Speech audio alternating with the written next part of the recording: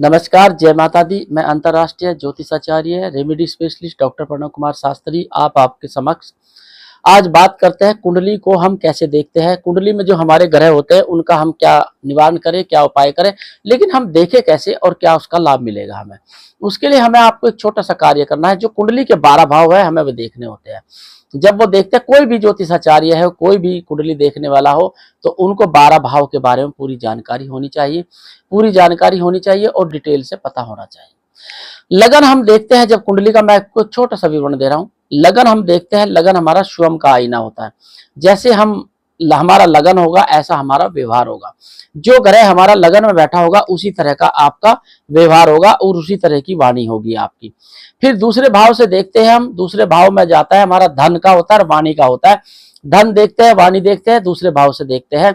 फिर तीसरे भाव में आते परिवार कुटुंब को देखते हैं, कैसा रहेगा, कौन सा ग्रह बैठा है। अच्छा ग्रह बैठा है तो अच्छा फल मिलेगा भाई बहनों में, बुरा ग्रह बैठा तो बुरा प्रभाव पड़ेगा, भाई बहनों में झगड़े तनाव आदि के योग बन सकते हैं।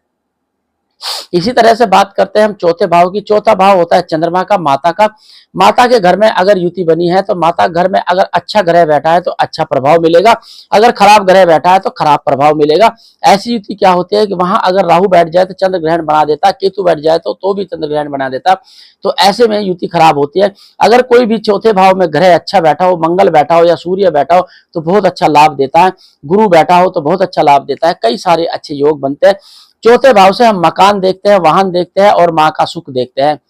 आप बात करते हैं पंचम भाव। पंचम भाव से हम पिता का सुख देखते हैं। पंचम भाव से हम धन को उसको देखते हैं, शिक्षा को देखते हैं और मान सम्मान को देखते हैं। पंचम भाव से, पंचम भाव सूर्य का प्रारूप होता है। यहाँ पे हम अपने कार्य के बारे में जान सकते हैं। बात करते हैं छठे भाव की। छठा भाव जो होता है हमारा शत्रु का होता है, मामा का होता है, नाना का होता है, ऐसी बुआ फूफा उनका होता है सबका। तो ऐसे में हम छठा भाव देखते हैं। छठा भाव देख करके हमें पता चलता है कि हमें क्या उपाय करने चाहिए। अगर अच्छे बैठे ग्रह तो कोई उपाय करने की जरूरत नहीं, बुरे बैठे हैं, कोई बुरा प्रभाव पड़ रहा है तो उनके हम उपाय कर सकते हैं। अब बात करते हैं हम सातवें घर की। सातवां घर होता है हमारा विवाहिक जीवन का और व्यापार का और पार्टनरशिप का, दोनों का होता है। यहाँ क्या करते हैं, युति हमें देखनी होती है कि आपका ग्रह कौन सा बैठा, क्या प्रभाव देगा और क्या लाभ देगा। तो ऐसे में आपको बहुत ध्यान देना है और बहुत ध्यान से उपाय करने होंगे। कुंडली में जो ग्रह सप्तम भाव में बैठा है इसी तरह का आपका व्यापार होगा, इसी तरह का आपका वैवाहिक जीवन होगा। आठवें भाव से देखते हैं हम आयु देखते हैं। आयु से हम ससुराल पक्ष भी देखते हैं आठवें भाव से, और मृत्यु भी देखते हैं वहीं से हम, और आयु के साथ साथ हम देखते हैं वहीं से वाणी का प्रतीक भी होता है अब, क्योंकि वहां अच्छा ग्रह बैठा है तो वाणी के घर पर दृष्टि मारता है तो उसका प्रभाव भी पड़ता है। फिर देखते हैं नौवा घर। नौवा घर भाग्य का होता है। भाग्य के घर में कौन सा ग्रह बैठा है, जो ग्रह बैठा है उसी के अनुसार हमें फल मिलता है। अगर अच्छा बैठा है तो अच्छा प्रभाव मिलता है, बुरा बैठा है तो बुरा प्रभाव मिलता है। अब बात करते हैं दसम भाव। दसम भाव में कोई भी ग्रह बैठा हो उसका प्रभाव उसी के अनुसार मिलता है।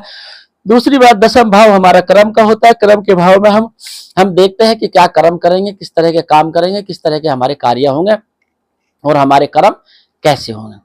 इसी तरह से हम देखते हैं एकादश भाव यानी 11वें भाव को। 11वें भाव में हम देखते हैं लाभ का घर है, लाभ में क्या मिलेगा। अगर वहां पर कोई करूर ग्रह बैठता है तो पंचम भाव को भी देखता है, संतान को पीड़ित करता है, क्योंकि पंचम भाव संतान का भी होता है। और एकादश में बैठ कर ग्रह वहां दृष्टि मारने से उसे भी खराब करते हैं। वहां कौन सा ग्रह बैठा है, किस भाव में बैठा है, उसके अनुसार ही हमें लाभ प्राप्त होता है। बात करते हैं हम अगले उसकी 12वें भाव की। 12वां भाव जो होता है हमारा मोक्ष का होता है, तीर्थ का होता है, यात्रा का होता है, विदेश का होता है।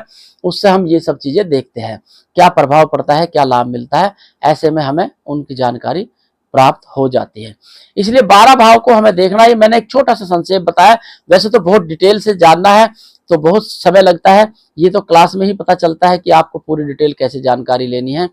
कुछ समय बाद क्लास भी शुरू होगी, लेकिन अभी फिलहाल मैं थोड़ा सा ही विवरण दे रहा हूं। यह विवरण से भी आपको लाभ मिलेगा। नमस्कार, जय माता दी।